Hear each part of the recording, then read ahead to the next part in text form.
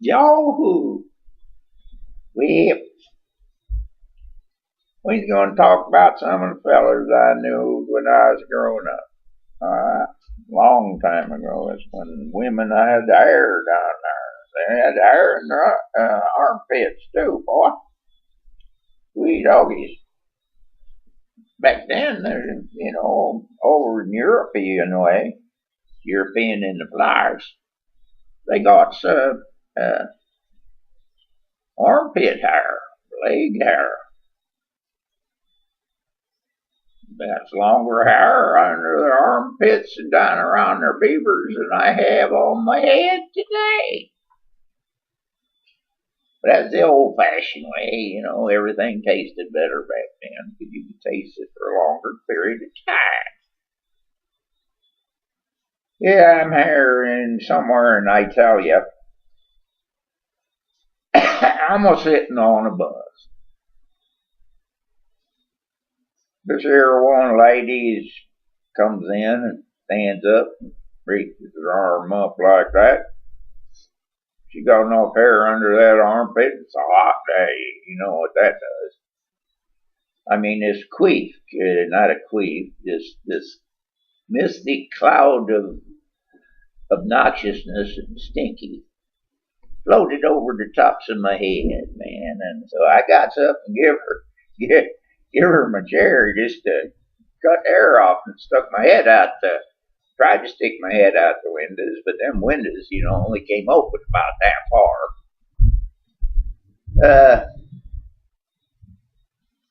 Alright, there's this one. He was a good guy. He really was. Very, very poor. I managed the gas station. Oh, speaking of gas stations, I used to race with a state trooper up front about 5 in the morning. We had lots of fun. He had one Plymouth, I think it was Blue Furies up there in Michigan.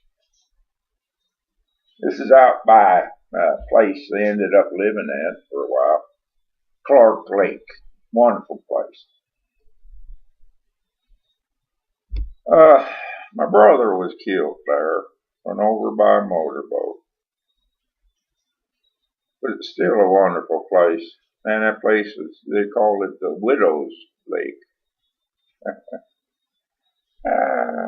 Doggy. Anyway, his name was Baldy. He had more hair on his head than, but his name was Baldy. He lived with his mother in this shack. I mean a shack. The other side of the road. I was back in the woods. He walked in and find it.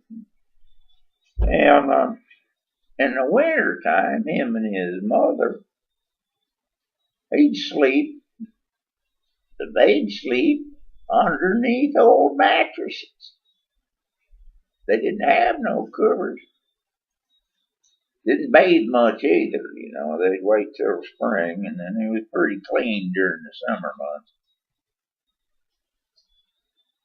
Didn't use soap though. They just used water like we used to do long ago when you was out there in the wilds, and they did all you got to do is get an old rag, and it cleans you off enough. Heck, also cleans that shit off your bottom. Boy, that rash can really get you. Yeah. Don't use no poison ivy leaves to clean it, let me tell you. Or you'll have an itchy posterior. Oh, well, let's get back to Baldy. He'd help me around the gas station. Alright, he'd help me clean out the oil pit. That's where I don't know, you drive up on this ramp like, and little lanes for your tires, and then you get underneath. Get pretty dirty down in there sometimes. And rectum erectus.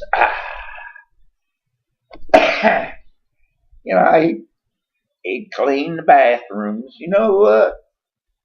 Dirtiest bathroom in the gas station is the woman. Ain't figured that one out, but anyways.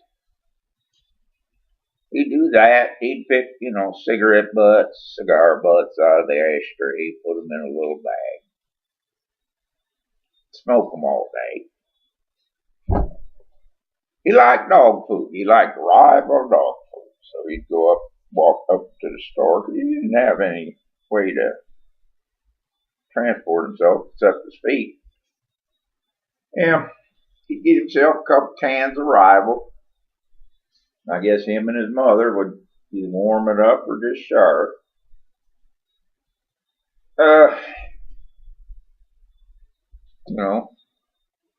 Bathing was tough because, you gotta wait till the little creek behind his place unfroze. But I had to meet this girl one time in the car. Baldy was going on into town. He's a walking there. He didn't hitchhike, but he'd walk. What a fool. Yeah, I pulled up in front of him, says, come on, hop in the back seat here, Baldy. Actually, when he got in, this aroma kind of fills up the car. Don't bother me, because I smell them when I'm at work. So, you don't smell it. Because you used to. Anyways, this girl got so mad at me for picking him up. Chewy Louie. I managed to cool her down later and, lighten her beaver a little bit. But that's me, beaver eater. Anyhow, let's see what other goofy people that I know. Again, this is all true shit. Oh yeah, there's this pig farmer. He drove this nasty old pickup, and he'd just come over to the station, get a buck's worth of gas, and then, step outside, and, I'd fill him up. It was for a full service back then. There wasn't no such thing as self-service. Then he'd open this chain wallet, his bib overalls, rubber boots, covered in shit, all shit.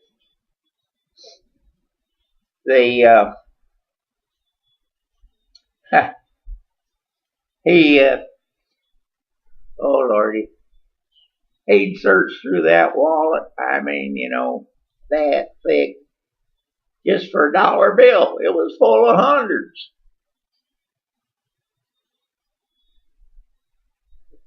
I knows on Fridays, he'd drive up to Detroit there. He must have had 400,000 or 500,000 cash on him.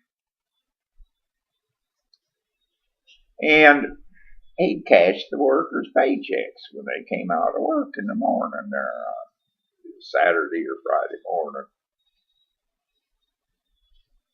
And he'd keep the change. That can amount to quite a bit there, if you consider it.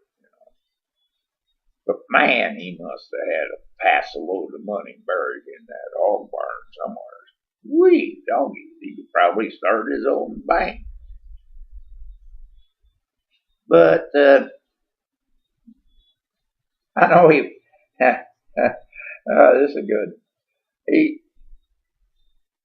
IRS was investigating him. Oh Lord, this is back to the 60s when they thought their ass was, you had kids, their ass, little assholes, well, they still are. They like to scare the shit out of little people. Why do you think they are little people? The little people tell other people's. I don't know, maybe they changed it now, but they like to scare the shit out of them, so they tell somebody else. So everybody pay their taxes. warmongers. Taking a horse like the old rock and roll song war. What is it good for? Absolutely nothing. That's our truth. I ain't Undertakers love it, you know. I mean, they say that the song. That was a great song. I might put that on and listen to it and make up another song. But I won't change the words of that one. No, sir. But anyways, let's see. We get back to yeah, okie dokie, people. Ha! I went to college when I was younger. I went up there to party. I remember getting up one morning, going to my 8 o'clock Western Civ class at Alma College, Presbyterian school, you know. I wasn't a very good Presbyterian. Well, I passes out in there and wakes up about 11 o'clock, looks around me, and we was in this big amphitheater. Yeah.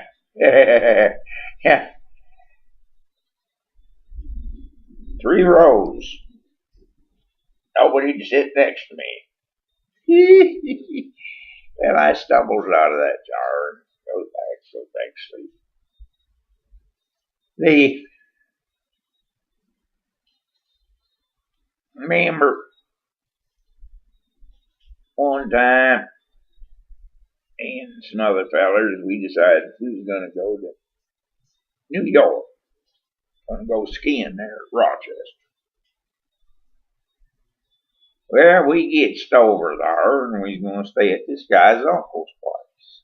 Don't know if I told you this, but don't matter.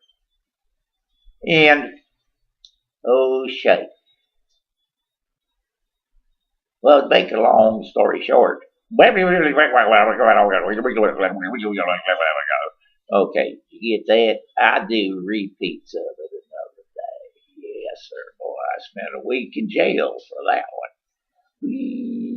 Doggy, oh, bologna sandwiches, man. Bologna and cheese. We's the only one in the whole jail. Oh, boy. Sheriff's wife was a bright, good lady. She was. I guess I'm still talking. Well, anyway, I'll tell you. We's going to stay at this friend's place. So we gets in there and walks back about a mile and a half through a couple foot of snow. Key ain't where it's supposed to be, so we kicks in the door, goes in there, and he comes back up, and I hops on this dozer and clean out the road. Right back there. Well, police come up in there, and they arrest us for trying to steal a bulldozer. And they walks down the thing, and they sets us up for B&E. And the guy calls his uncle, and we get out of the B&E.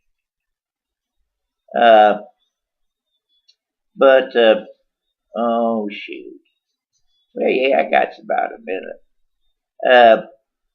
We spent a week in jail there. Missed midterms back at college at good old Alma. What's your excuse? I was in jail, man. What's your excuse? You was a teacher. And, yeah, 14 minutes here.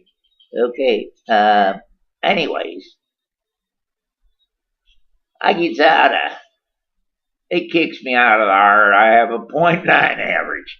Yeah, that's pretty darn good.